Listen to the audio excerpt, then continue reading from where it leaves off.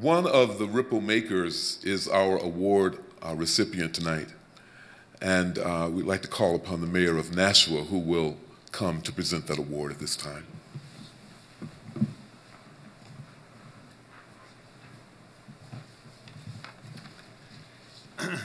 Well, I'm Jim Donches, the mayor of Nashua, and where Tom Hooker now resides and has for quite some time. And I'm just very glad to be here. Joining me from Nashua, a couple of very close friends, Linda Gathright, who is a longtime citizen and activist in New Hampshire and in Nashua, Harvey Key. So we really enjoy being here with you to celebrate Tom Hooker. Now, I was asked, and I want to thank the University of New Hampshire for hosting us, for the Black Heritage Trail, for the opportunity to come and honor Mr. Hooker.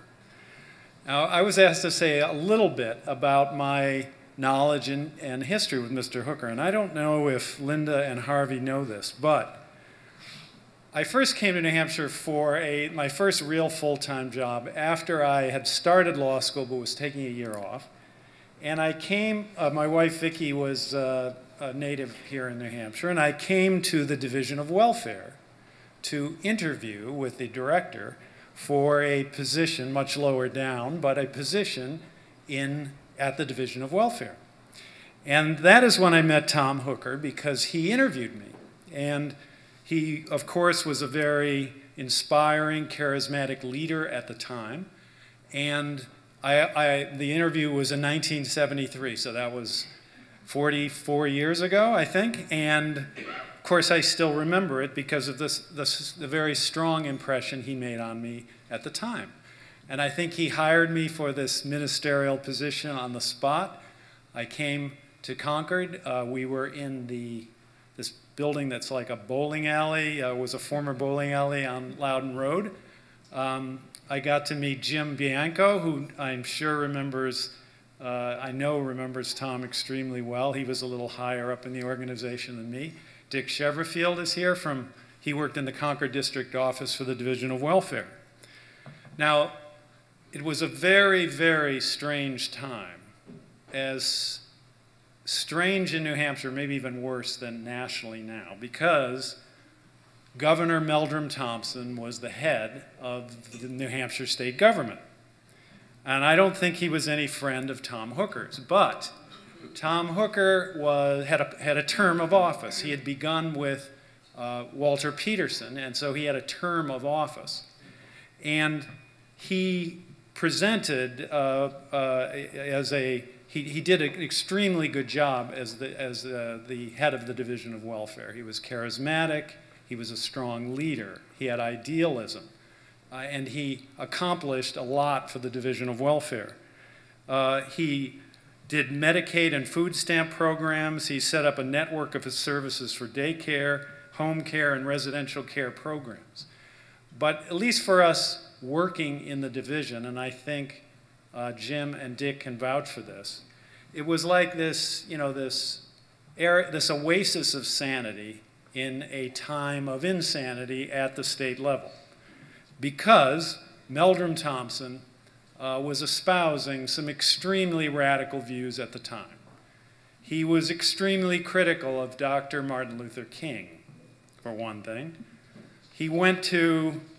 Thompson, I'm just trying to recreate the atmosphere that Tom Hooker was thriving in, or trying to thrive. Meldrum Thompson, went to South Africa and praised, at the time, the system of apartheid. And I think he went in like 1968 or 9, sometime around then. Or I'm not quite sure of the year. Nelson Mandela was in jail at the time. He said that the New Hampshire National Guard should have nuclear weapons. He put on a uniform and went over and personally arrested over 1,000 protesters at the Seabrook nuclear power plant. But despite the very hostile political environment that we resided in, those of us in the Division of Welfare who in no way agreed in any respect with what Mr. Thompson was doing, and I think Jim will bear it out, that didn't we get a memo saying you could not use no state employee could use the title Ms., MFs so we weren't allowed to use Ms. We had to use Miss or Mrs. in addressing letters and correspondence if you worked for anywhere in the state of New Hampshire. That's the kind of atmosphere that we were in. And yet Tom Hooker was not discouraged. He did not bow under to this pressure. He pursued the mission of the Division of Welfare through his charisma, his leadership, and his imagination and intelligence. He transcended this, not only the political environment, but the bureaucracy in which he lived. And I consider it an honor to have worked for him and known him at that time. Later, he came to live in Nashua, so I've gotten to see him in our community over the years. His wife, Eleanor, was very active at Riviera University and was a significant community figure, as was Tom. Of course, as you know, Eleanor passed away a few years ago, but Tom has continued to live in our community. And it's very sad that tonight he apparently is in the hospital and we won't be able to see him. But my wife and I were hoping to be able to do so, and I'm sure all of you were as well. I know that Eleanor and Tom have done a lot for the Black Heritage Trail. I know we're significantly involved in the organization. Eleanor was the namesake for the Winter Tea Talks that were put on in honor of her by the Black Heritage Trail organization. So again, I'm just very honored to be here. I was to give Tom the Citizen of the Year award from the Black Heritage Trail. Mr. Hooker is not here, so I was told that Dick Cheverfield is going to be the recipient in Tom's name and in his honor. And that's fitting because Dick worked for Tom way back in those days of Meldrum Thompson. And we hope that Meldrum Thompson eventually lost, so maybe today, maybe in this time at the national level, we'll be able to accomplish that same thing, which we keep our fingers crossed. So anyway, Tom Hooker. So in honor of Tom, we're giving the Citizen of the Year award to Dick in his stead, and I think Dick was going to say a few words as a longtime friend of Tom Hooker as well. Great. This is beautiful. Thank you, Jim. I'm just going to place it down here.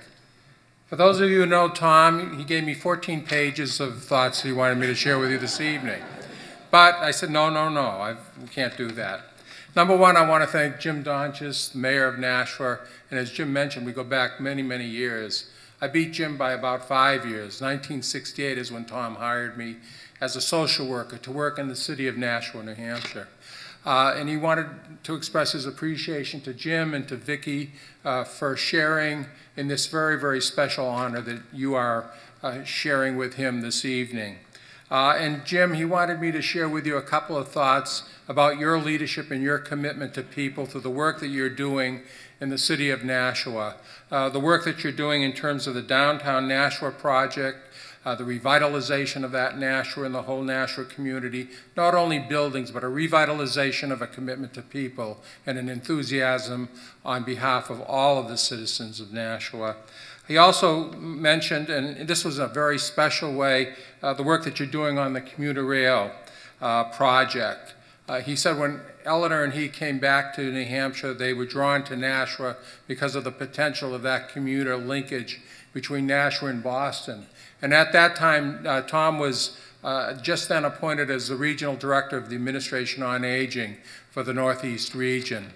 And he feels very appreciative of your leadership, your kindness, your sensitivity, and work on behalf of people in the Nashua area. So thank you so very much. And thank you, Vicki, for being with us this evening. To Tom's invitees, and it's kind of special for me. It was very special for me to come back tonight to have the opportunity to meet Tom, and you don't know how many of us are so disappointed. But we know that his spirit is here.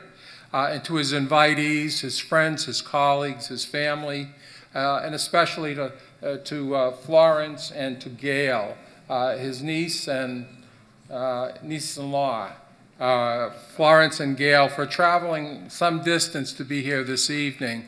And that's very, very special for him. I know how important family was to Tom in the years that I had the opportunity to work with him. To the staff of the Division of Welfare, the Department of Health and Human Services, colleagues that he's worked with over the years, friends and partners on behalf of people. Tom, thanks you so very much for being here and joining with him in this special occasion this evening. And he has looked forward to seeing all of you and being part of the energy. And I must say, Dr. Wilburn, I was with you on Monday, and I took that energy throughout the week. He's a force. He's an energizer. He's a powerful person. And he said something tonight that just reinforced it for me, is that we must be risk takers. We must reach out in new directions and create new opportunities for all people. But you were very powerful tonight. You were very powerful on Monday. He doesn't get tired, Monday to Friday, no. Now, this is the last word, and I told you that I would only read one page, not 14. I apologize. I'm on my third page now. Thanks for coming to my party, and this is to all of you. And each in your own way, know Tom and know the spirit of Tom. If I had to encapsulize the Tom Hooker that I've known over the last 50 years, he's a pillar of hope. No matter where he landed, he planted the seeds of hope within the people that he worked with. He was kind, he was sensitive, he was a visionary, and he never forgot what the business was all about. It was about people. And that's the Tom Hooker that I know. And he thanks you so very, very much for joining in his celebration tonight and for being part of that celebration. Thank you all so very much.